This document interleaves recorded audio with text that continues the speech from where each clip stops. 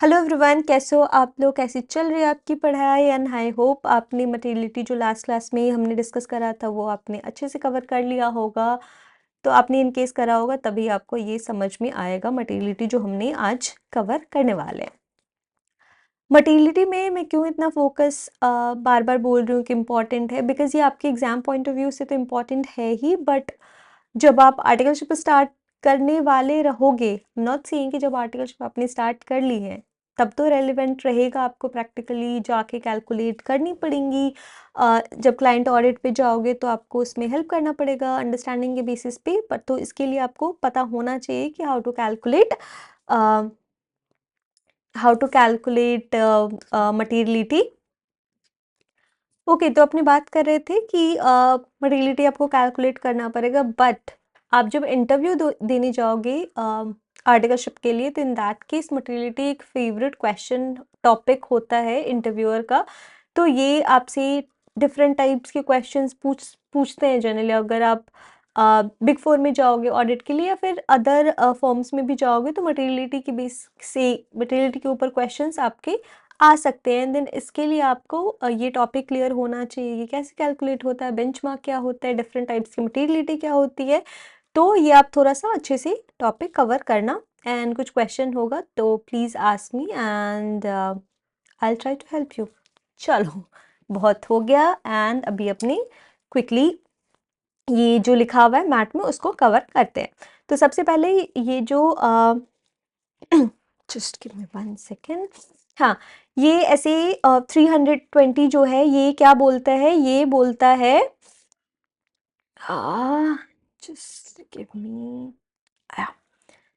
तो ये क्या बोलता है अपना ऐसे 320, इस ये बताता है कि मटेरियलिटी का यूज जो करेगा ये ऑडिटर प्लानिंग एंड परफॉर्मिंग में, प्लानिंग में तो करेगा ही, एंड प्लानिंग के टाइम में करेगा, बट जब परफॉर्म करेगा टेस्टिंग उसके टाइम भी करेगा। ये तो अपने को पता ही, अपने लास्ट क्लास में कवर किए थे कि प्लानिंग के टाइम डिटरमाइन करता है कि कौन से एरिया पे ज़्यादा फोकस करनी है, कौन से एरिया को कवर करना है, कौन सा सिग्निफिकेंस अकाउंट है, कौन सा नॉन सिग्निफिकेंट अकाउंट से। ये मटेरियलिटी के बेसिस पे भी बहुत हद तक डिपेंड करता है। और जब ऑडिट परफॉर्म करने जाते हैं तभी मटेरियलिटी का यूज़ होता है। तो अपने जब स्टैंडर्ड ऑडिटिंग जब 320 कवर करेंगे तो उसमें बहुत डिटेल में ये लिखा हुआ रहेगा।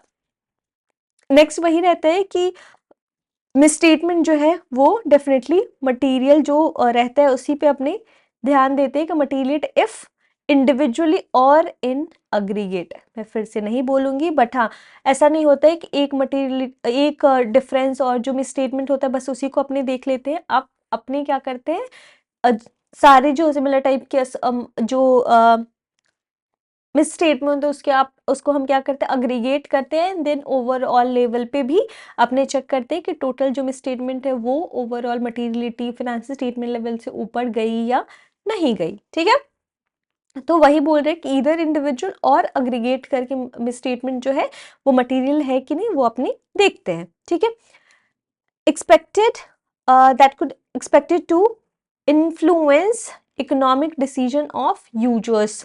जो फिनेंशियल स्टेटमेंट के यूजर्स है कौन कौन थे, अपने फर्स्ट क्लास ऑफ ऑडिट में कवर करे थे कि वो गवर्नमेंट होता है, बैंक होती है जो अपना डेट प्रोवाइड करने के लिए लोन वगैरह दिया रहता है, वो होती हैं, शेयर होल्डर्स होता है। तो डिफरेंट टाइप्स के जो स्टेक होल्डर्स होते हैं वो कौन क्या डिसीजन लेता है और इन्फ्लुएंस करता है कि नहीं, तो उसके लिए भी ये मटेरियल मिस स्टेटमेंट जो है वो देखना पड़ता है। ठीक है, नेक्स्ट है क्या, ऑब्जेक्टिव अपने देखे ही थे कि जो फ्री फ्रॉम मटेरियल में स्टेटमेंट है कि नहीं उस पर कमेंट करना, उसमें रीजनेबल एश्योरेंस प्रोवाइड करता है और ओपिनियन देता है ऑडिटर।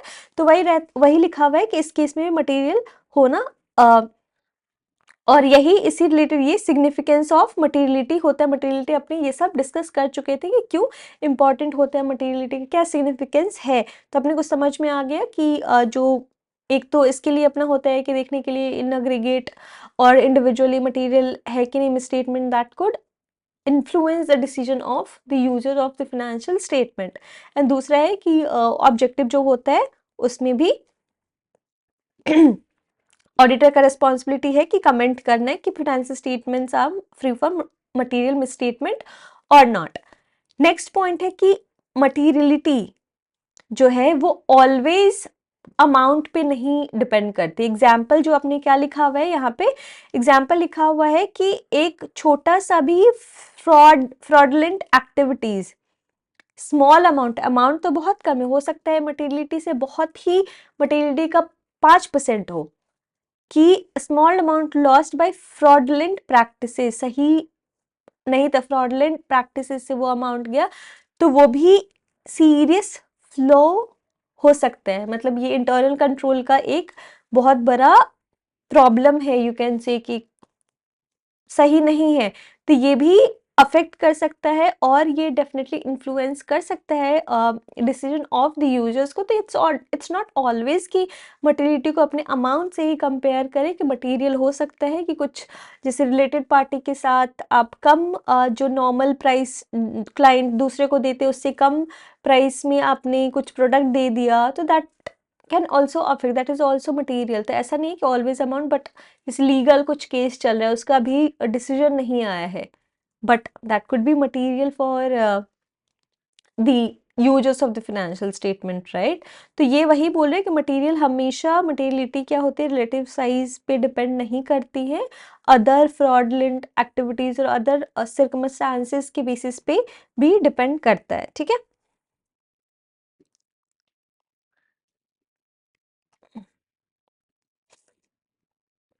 अब क्या है यहाँ पे कि materiality in planning and performing an audit, ये ऑडिटर की रिस्पॉन्सिबिलिटी होती है डेफिनेटली। ये जो आप खुद ही सोचिए, जब प्लानिंग होती है कि कौन सा अकाउंट टेस्ट करना है, कौन सा एरिया को कवर करनी है, नहीं करनी है, ये ऑडिटर नहीं करेगा तो कौन करेगा?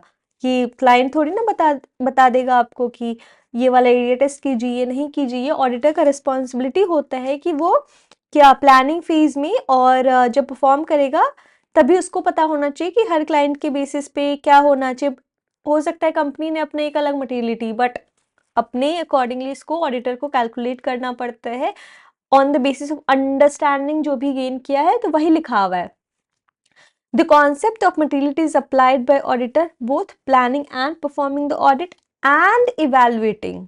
परफॉर्मेंस के टाइम में तो करते हैं कि कौन से एरिया टेस्ट करेंगे, प्लानिंग के टाइम की कौन से किस एफएसएलआई पे, किस एरिया पे अपने को ज़्यादा फोकस देने की ज़रूरत है, रिस्क असेसमेंट टाइम की किस पे आपको फर्दर ऑडिट प्रोसीजर परफॉर्म करनी, एंड ये दोनों के अलावा भी जब अपनी मिस स्टेटमेंट आती हैं, जब आइडेंटिफाई कर लेते हैं डिफरेंस, इन दैट केस भी अपने को देखना पड़ता है कि वो डिफरेंस जो है, वो मिस स्टेटमेंट है, वो मटीरियल है कि नहीं है, ठीक है, वही बोल रहा है।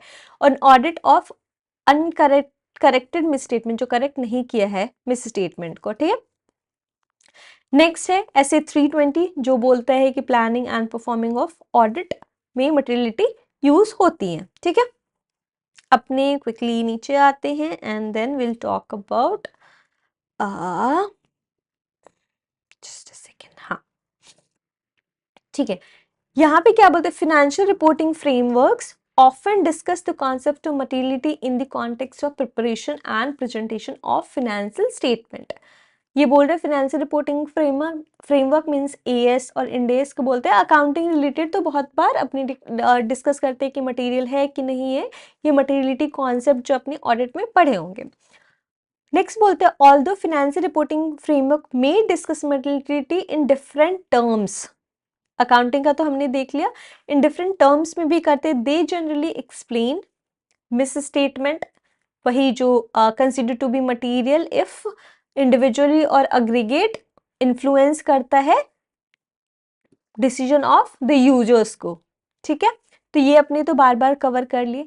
सेकेंड ये judgement about materiality are made in light of surrounding circumstances. ऐसा नहीं है कि कोई सेट रूल है, ये भी हमने डिस्कस कर लिया था कि जजमेंट जो होता है मटेरियलिटी का, परसेंटेज जो कैलकुलेट होती है, बेंचमार्क जो होती है, ऑडिटर के जजमेंट पे डिपेंड करते हैं कि क्लाइंट रिलेटेड इन अंडरस्टैंडिंग क्या है, उससे रिलेटेड बिजनेस कैसी चल रही है, कोई ऐसा लीगल केस तो नहीं आ गया, कोई ऐसा बिजनेस में चेंजेस तो नहीं आएगा ड्यूरिंग द जो मटेरियलिटी को अफेक्ट करेगा। तो उस वही बोले कि लाइट ऑफ सराउंडिंग सर्कमस्टांसेस जो होता है उसके बेसिस पे भी डिपेंड करती है materiality. Next is about like common financial information and of users. सी अपने जो बहुत बार बार यूज़ कर रहे हैं यूजर्स को ध्यान में रख के मटेरियलिटी कैलकुलेट कर किया जाता है। तो अगर कोई पब्लिक क्लाइंट है तो उस पर डेफिनेटली डिफरेंट टाइप्स के यूजर्स ऑफ फाइनेंशियल स्टेटमेंट होंगे, शेयर होल्डर्स होगा, डेटर्स होंगी, गवर्नमेंट होगी, और हो सकते हैं थोड़े बहुत अलग। ये सबका कॉमन अपनी है, इसको ध्यान में रख के अपने मटेरियलिटी कैलकुलेट कर सकते हैं। बट अगर कोई स्पेसिफिक इंडिविजुअल यूजर है जिसका स्पेसिफिक कोई नीड है, जैसे कोई एक छोटा सा वेंडर हो गया, उसको किसी और बैड डेट में उसको इंटरेस्ट है, तो इट्स नॉट पॉसिबल कि सभी यूजर्स को कंसिडर करना। अपने क्या करते हैं, कॉमन जो होता है, जो कॉमन ये है कॉमन जो फाइनेंसिस्ट इंफॉर्मेशन यूजर है उसको अपन ध्यान में रख के, जो कॉमन है उसको ध्यान में रख के अपने ये मटेरियलिटी कैलकुलेट करते हैं। वही बोला कि the possible effect of misstatement on specific individual whose need may vary widely is not considered। तो अपने कॉमन जो यूजर्स है उसको ध्यान में रख के ही अपनी मटेरियलिटी कंसिडर करते हैं। ठीक है, चलिए अब क्विकली नेक्स्ट टॉपिक पे जाते हैं। ये वाला ऐसा कुछ है नहीं, why it's not going down, just oh my god,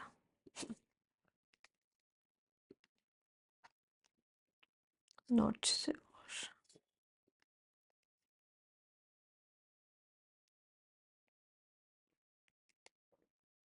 okay, अभी क्या बोल रहा है अपने को यहाँ पे कि प्लानिंग ऑफ ऑडिट में क्या करता है, judgement about the size of misstatement that will be considered material. ये जजमेंट क्या करते हैं, क्या चीज के लिए बेसिस प्रोवाइड करता है कि nature, timing and extent of risk assessment procedures, कि कब करना है, टाइमिंग क्या होनी चाहिए, वो टाइमिंग का हो गया, नेचर किस टाइप का करना है, कितने तक रिस्क असेसमेंट करना है, उसके लिए भी मटेरियलिटी का अपने को होना जरूरत है। नेक्स्ट है कि identifying assessing the risk of material miss statement, जो अपने एरिया डिटरमाइन किए थे कौन सा एरिया रिस्की होगा, और जो अगर एरिया डिसाइड करते उसके लिए असेसमेंट करते थे कि जो एरिया रिस्की है वो सच में रिस्की है कि नहीं, और वी कैन इग्नोर, तो उसके लिए भी डेफिनेटली मटेरियलिटी का होना और इन जजमेंट्स का होना ज़रूरत है। Next was like further audit procedures, definitely अपने को पता होना चाहिए कब और कितना परसेंटेज, कितना हद तक अपने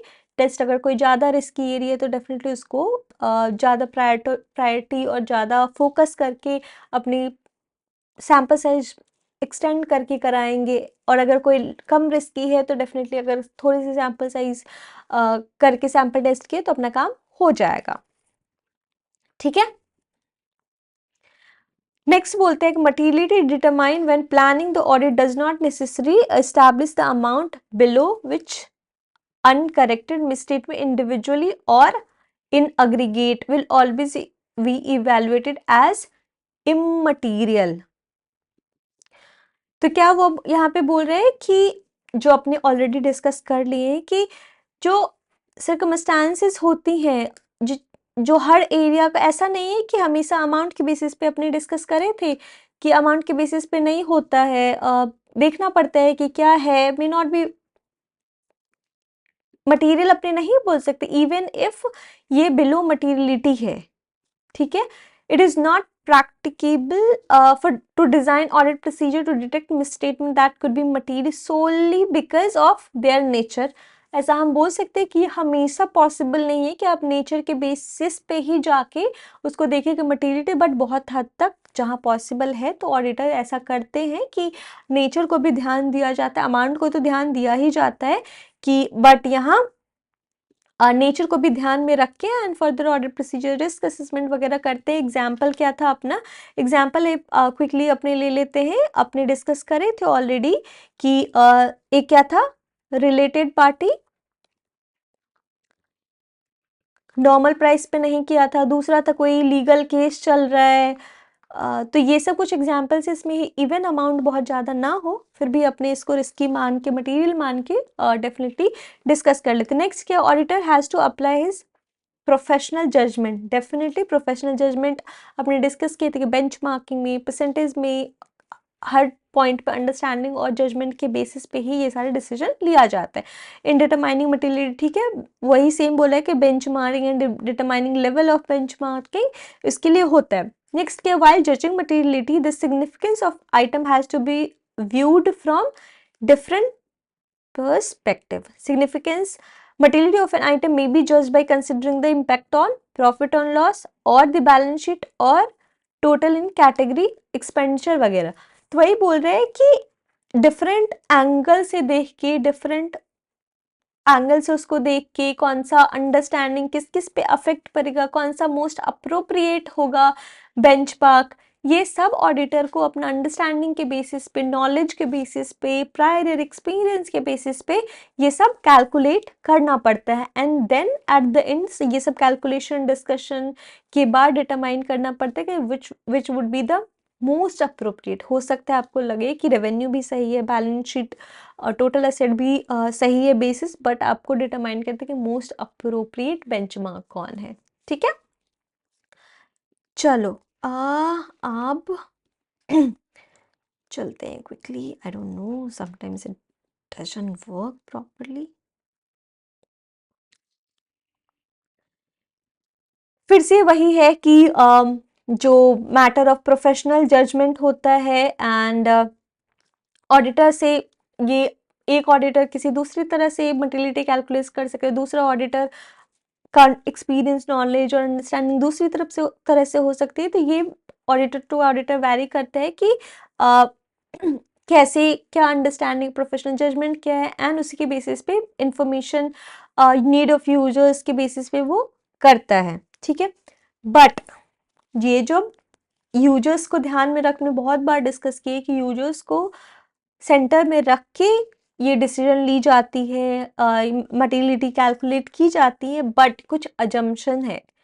ऑडिटर क्या समझ के चलेगा, कुछ अजम्पशन लेके चलेगा कि किसके बारे में, यूजर्स के बारे में, वो अजम्पशंस को अपनी समझते हैं। एग्जाम पॉइंट ऑफ व्यू से इंपॉर्टेंट हो सकता है, तो आप डेफिनेटली इसको अच्छे से समझें, मेमोराइज करें, समझ जाएं, ध्यान से पढ़ें, सो दैट आपको इनकेस क्वेश्चन हो तो मुझे पूछे, बट ये इंपॉर्टेंट लग रहा है मुझे। ठीक है, क्या क्या अजम्पशंस रहती है यूजर्स के बारे में, कि users have a reasonable knowledge of business and economic activities and accounting and a willingness to study the information in the financial statement with reasonable diligence।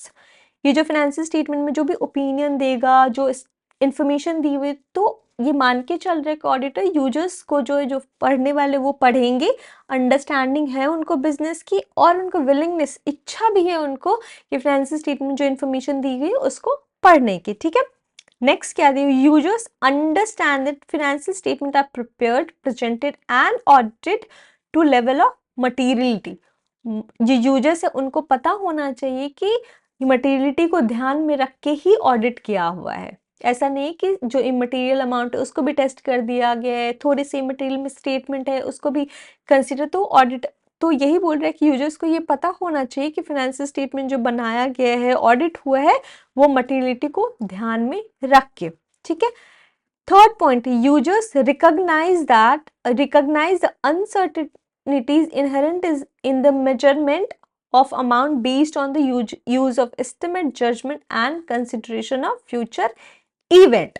तो यूजर्स को ये भी पता होना चाहिए कि कुछ इनहेरेंट अनसर्टेनिटी है, कि हो सकता है जजमेंट है मैनेजमेंट का, उसके बेसिस पे बहुत होती है कि ऑडिटर को नहीं पता चलता है, मिस स्टेटमेंट रह जाती हैं, इनहेरेंट लिमिटेशन में अपने बहुत पॉइंट कंसिडर करे हुए थे कि मैनेजमेंट बहुत बड़ा डिसीजन लेता है, उससे बहुत इफेक्ट पड़ता है, कुछ फ्यूचर इवेंट होने वाला हो जाता है, आग लग जाती है, लीगल केसेस हो जाते हैं, इससे भी चेंजेस आते हैं, इफेक्ट पड़ता है मटेरियलिटी पे। तो मैन एज्यूम करके ये भी चलता है ऑडिटर की यूजर को ये चीज पता है। Last point, users make reasonable economic decision on the basis of information in the financial statement. Last point में ऑडिटर क्या बोलते हैं, यूजर्स जो है जिसके लिए हम, जिसको ध्यान में रख के हम इतना कुछ कर रहे हैं, मटेरियलिटी कैलकुलेट कर रहे हैं, ऑडिट कर रहे हैं, रिपोर्ट जिसको देंगे उसको अंडरस्टैंडिंग और ये सब इंफॉर्मेशन रीड करके वो एक डिसीजन ले पाए, रीजनेबल इकोनॉमिक डिसीजन ले पाए, उसको समझ तो है ही, उसके बेसिस पे वो डिसीजन ले पाए, इसके लिए वो इतना मेहनत कर रहा है, मटेरियलिटी वगैरह कैलकुलेट कर रहे हैं। चलो आज के लिए इतना ही। नेक्स्ट क्लास में आप फिर से एक बार रीड कर लेना अच्छे से, नेक्स्ट क्लास में मिलते हैं and then will talk about performance materiality. Bye bye.